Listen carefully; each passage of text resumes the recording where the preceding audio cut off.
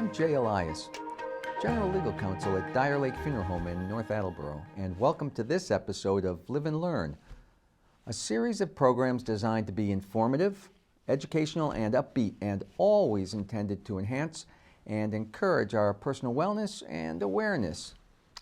This episode is all about flops, as in failure. As nouns go, flop is a fairly descriptive one. It's short, peppy, and to the point, and implies a cheeky, jovial kind of bad, a lighthearted wrongness that sometimes it means that it was just beyond a simple failure. Whether it's the Ford Edsel or Frito-Lay lemonade, or Burger King's flame broiled meatloaf sandwich, a flop isn't necessarily a bad thing or even the result of a bad idea.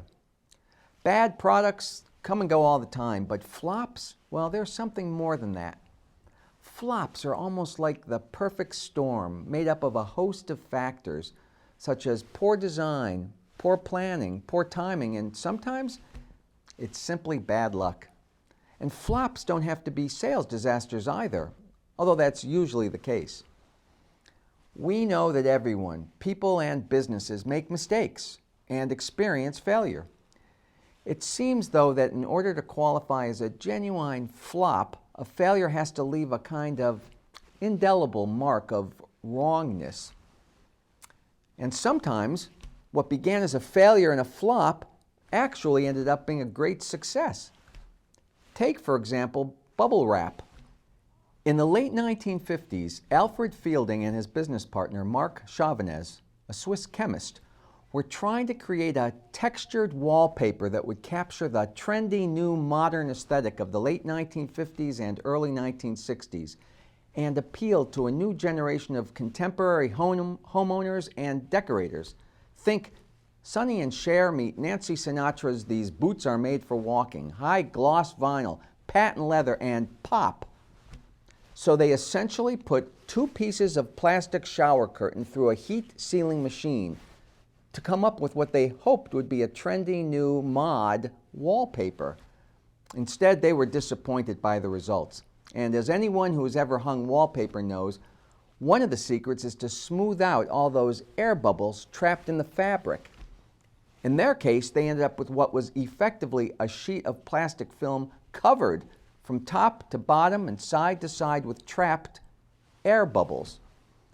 But they didn't totally dismiss their wallpaper failure. Instead, they sought and were granted several patents for the process of embossing and laminating materials. And that got them thinking of other uses besides wallpaper.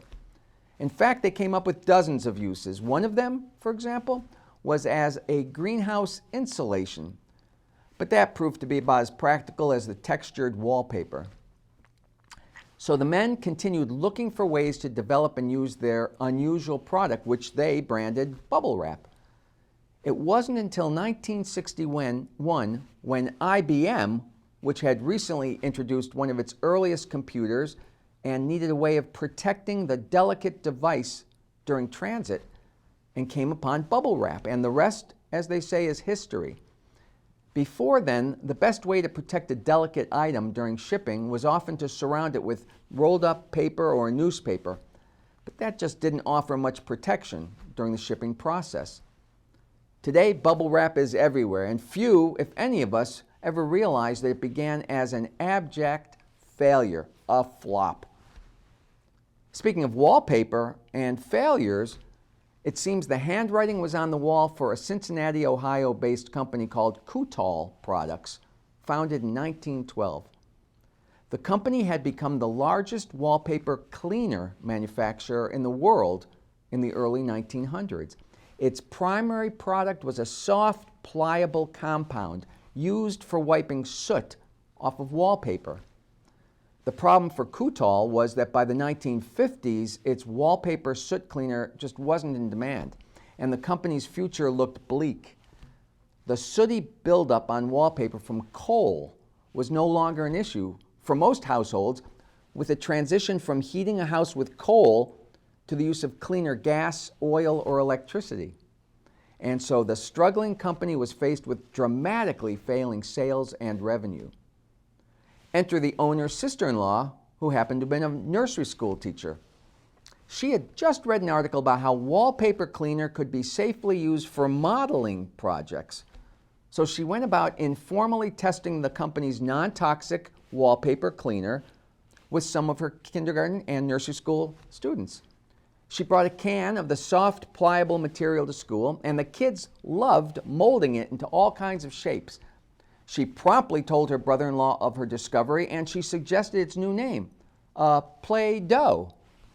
Now owned by Hasbro, this accidental invention has grown into a worldwide sensation for kids, having sold more than 3 billion cans of Play-Doh since its debut as a child's toy in 1956. So whether it's Play-Doh or bubble wrap, companies are always looking for creative ways to extend their brand name into new and different markets. It's known as brand extension, sometimes taking them into unconventional territories. There are countless uses for bubble wrap, for example, from swimming pool covers to safeguarding pipes and plants from frost. But let's take a look at a few flops that never morphed into success, like bubble wrap or Play-Doh. If I say Edsel, for many people, particularly of a certain generation, Edsel is synonymous with marketing failure and flop. Bill Gates, in fact, cites the Edsel flop as his favorite case study. Ford invested $400 million into the car when it was introduced in 1957, but Americans weren't buying it because they wanted smaller, more economic vehicles at the time. Poor timing. Under the leadership of Henry Ford II, the Ford Motor Company hired some of the brightest minds in America as executives, known as the Whiz Kids, with the goal of increasing Ford's market share in the U.S. But right out of the starting gate, there was trouble. The Whiz Kids couldn't even come up with a name they agreed on, and after literally thousands of names were suggested, they simply settled on Edsel for want of anything else. Edsel was the first name of Henry Ford's son, and Ford threw lots of new technology and money at the Edsel project. The first Edsels were then plagued with production problems, which in turn enraged car dealers and the car buying public. They didn't understand this bizarrely styled, oddly named, poorly conceived car either, and whatever slim chance of success the Edsel had when it debuted in 1958 was trampled by an economic recession at the time. Let's switch gears for a minute. William Colgate and Company was established in 1806 as a starch, soap, and candle factory. It first sold toothpaste in glass jars in 1873, and the first Colgate toothpaste in a tube followed in 1896. In 1928, Colgate merged with the nation's leading soap maker, Palmolive, and over the years, Colgate Palmolive has become a mainstay in personal care and household products. Faced with stiff competition in the 1980s from its main competitor in the personal care field, Procter & Gamble, Colgate Palmolive began intensifying its efforts to expand and extend its brand name, and it allocated an increasing amount of its budget to advertising and then to new product research and development, R&D. Now, fast forward to 1982, when after considerable consumer and product research and development, Colgate launched a new and exciting product line, brand extension, if you will, into, of all things, kitchen entrees. That's right, kitchen entrees. The rationale on the part of Colgate was simple. If customers trusted the Colgate brand, why wouldn't they buy the whole range of Colgate's products, whatever they may be? Most consumers had a hard time reconciling Colgate's ready-made meals, beef lasagna, with the minty fresh toothpaste they'd been buying for years with the same well-known brand label. When people saw the Colgate label in the grocery store shelf, the first thing they thought of was that minty fresh taste. And a minty fresh tasting beef lasagna or Salisbury steak or mac and cheese, well, that's not really very appealing. And that brand extension flopped. Midway through the Super Bowl of 1993, a commercial for a revolutionary new clear cola was introduced, Crystal Pepsi, was widely marketed as a pure and natural spin-off of classic Pepsi. Poised to become a billion-dollar idea, it instead was a tremendous flop. Less than a year after its introduction, the soda was removed from the shelves. Time magazine at the time called it one of the biggest product failures of all time. Here's the backstory. The idea first came to a Pepsi executive in 1992, at a time when the sale of classic colas like Pepsi and Coke was growing stagnant and lighter soft drinks were in demand. He thought, why not make a Pepsi-Cola that's lighter, clear, and caffeine-free? And he stressed the importance of using clear bottles to showcase the drink's trendy, clean, new look and to appeal to a more health-conscious public.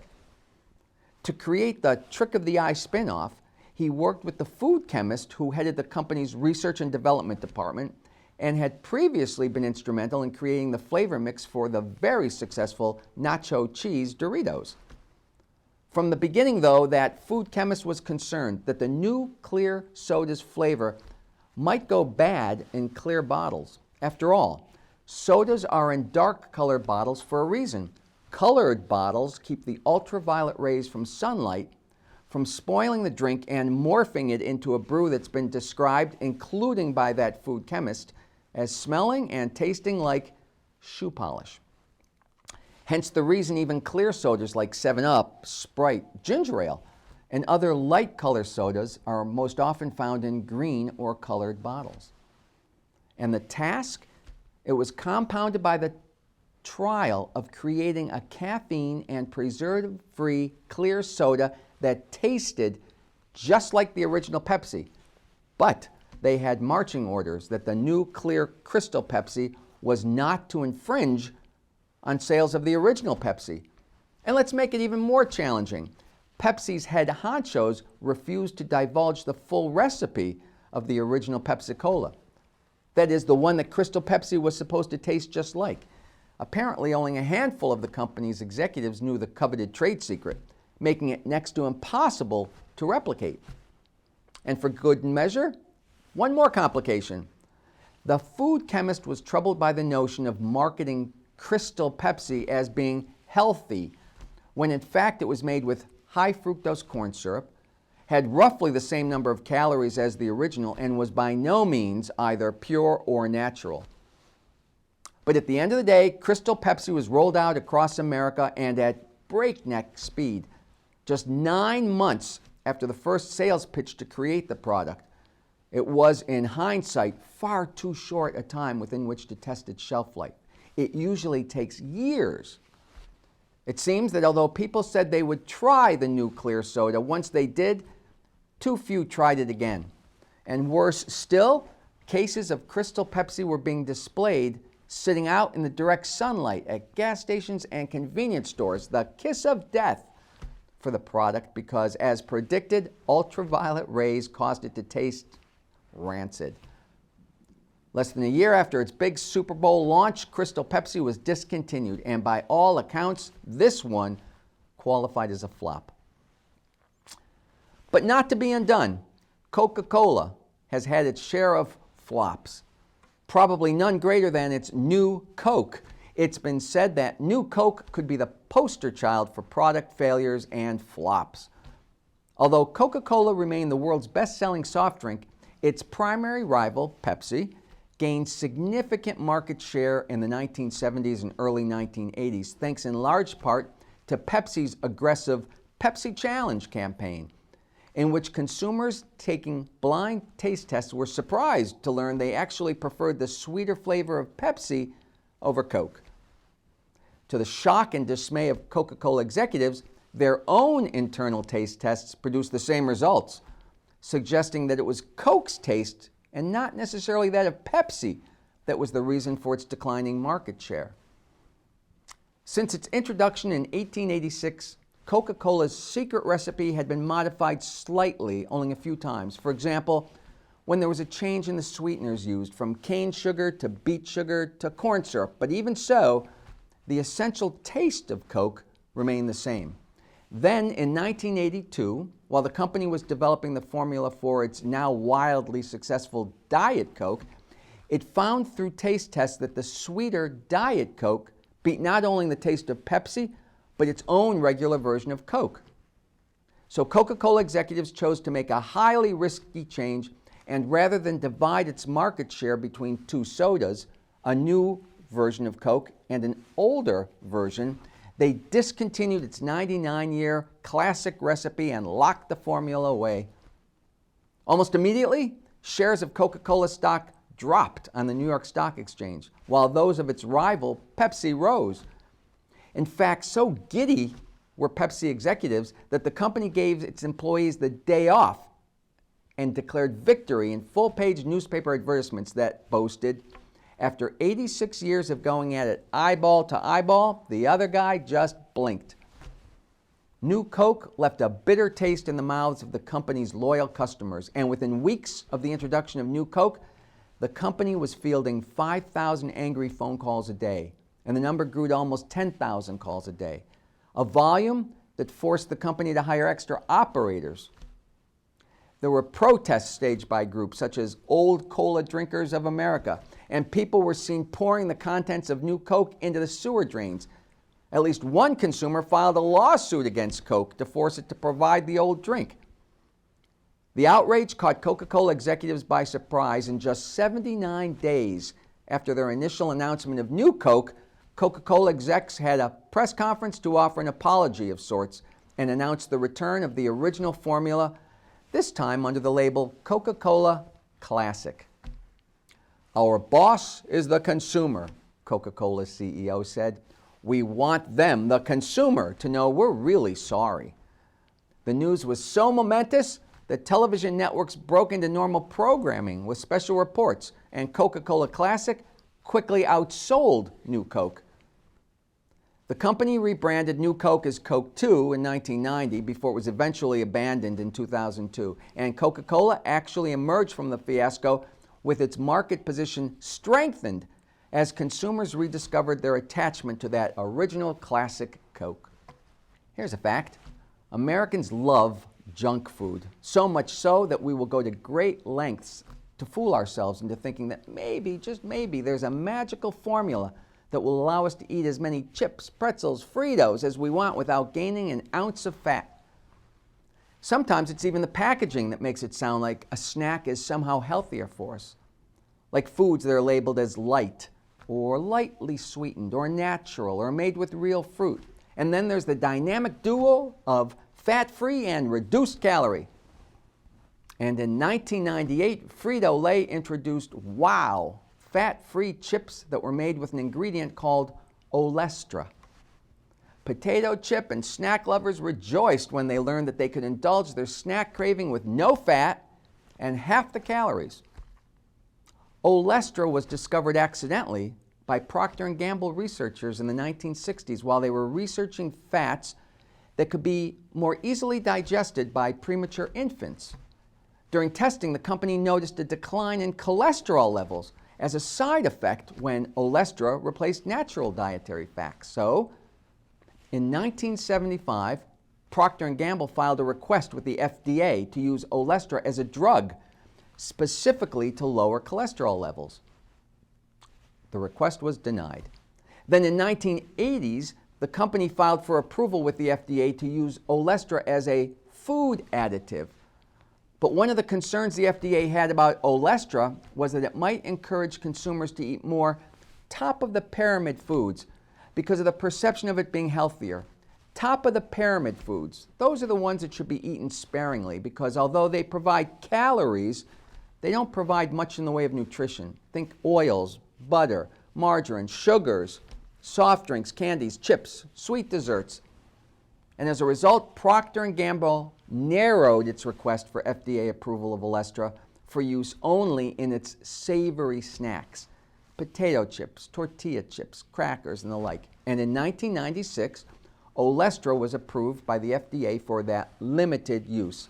And it was initially used in potato chips under the Wow brand by Frito-Lay. By 1998, the first year the Wow products were marketed nationally, sales were tremendous, over $400 million. But that was short-lived, and by 2000, sales had substantially declined, and within a few short years after that, pretty much all Lay's snack foods using Olestra were discontinued. So if an ounce of Lay's regular chips contains about 10 grams of fat and about 150 calories, and an ounce of the Wow chips had 0 grams of fat and about half the calories as regular chips, what was the problem? Well, actually, it was a pretty big one. It seems that after eating Wow chips, a lot of people complained of severe abdominal cramping and diarrhea. Make that ow, not wow. Picture this, you're standing there at your kitchen counter eating a handful or two of Wow chips or the entire bag, and you're reading the bag as people often do when they're standing there eating a snack, and you read the list of ingredients and the nutritional information and all the slick advertising on the packaging. And then your eye zooms in on, what's this? A required health warning label? That's right, the FDA mandated a health warning label on all products containing Olestra, all the Wow products, that read in part, this product contains Olestra. Olestra may cause abdominal cramping and loose stools. Olestra inhibits the absorption of some vitamins and other minerals and nutrients. Even if some people said they'd give it a try and risk a little gastric upset, let's call it, more people chose not to take the risk and not to try the Wow products. Wow. It sounded too good to be true, and it was. And if I were to ask you to think about baby food, one that comes in a jar and has that feel-good connection with a picture of a cherubic baby on the label, you're probably going to say Gerber, as in applesauce or bananas or sweet potatoes. For years, parents have had confidence that when they chose Gerber, they'd be getting quality food for their babies. And here we go again. Like so many companies, Gerber explored brand extension, riding on the goodwill and reputation of its baby food products by offering more products to more people. The premise? Because parents were already buying its products for their young children, why not buy other Gerber brand food for themselves? And so the Gerber adult singles were born. They came in tantalizing flavors like chicken Madeira, beef burgundy, cream beef, even blueberry delight for dessert. The company invested millions of dollars into the adult singles product line. After all, who wouldn't want to treat themselves to a gourmet bottle of food in a jar that looked remarkably like the same jar as their baby's pureed pears? The answer and the problem? No one.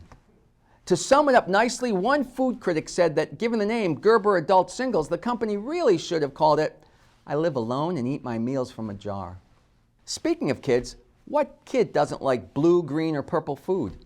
Whether it's bright neon-colored cereal or multicolored gummy worms, kids just love bright, bizarre color food products, and food companies know it. Welcome, Heinz Easy Squirt Ketchups.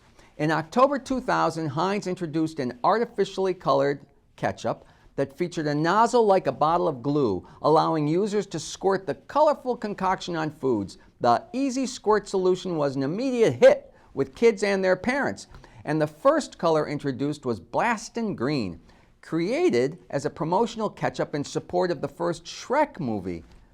Blastin' Green was soon followed by Funky Purple, Stellar Blue, Passion Pink, Awesome Orange, Totally Teal, and a mystery color. Kids love mystery colors.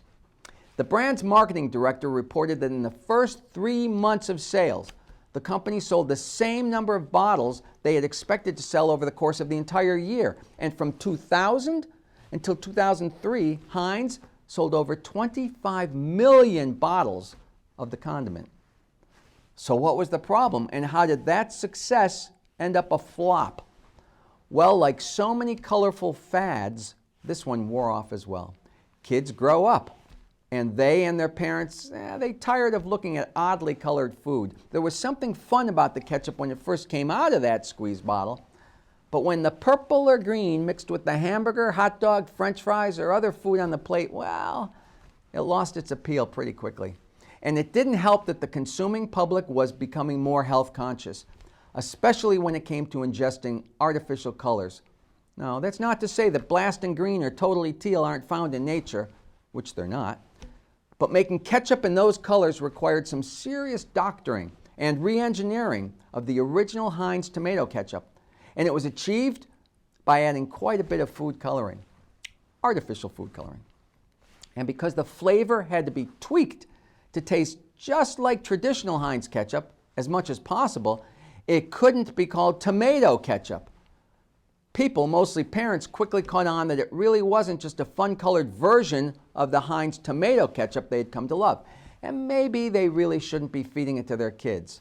And Easy Squeeze ketchup was discontinued in 2006 as a flop.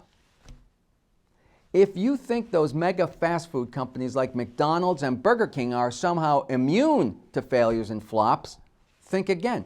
For every Big Mac, Filet-O-Fish, or Whopper, there have been the more head-scratching and humiliating flops, like McDonald's McSpaghetti, McPizza, McHotdog, and the Hula.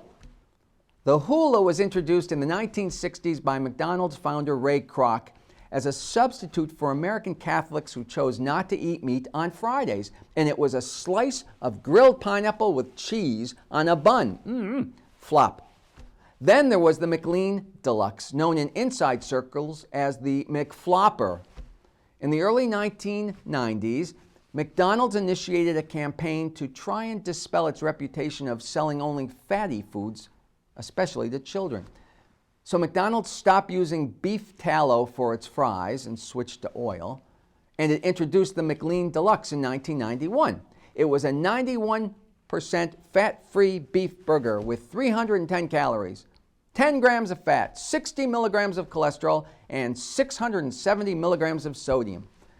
And while the sodium levels were still too high to be a truly healthy option, the burger managed to be less fatty than the average patty. But the problem was it had much less taste, and it was a flop.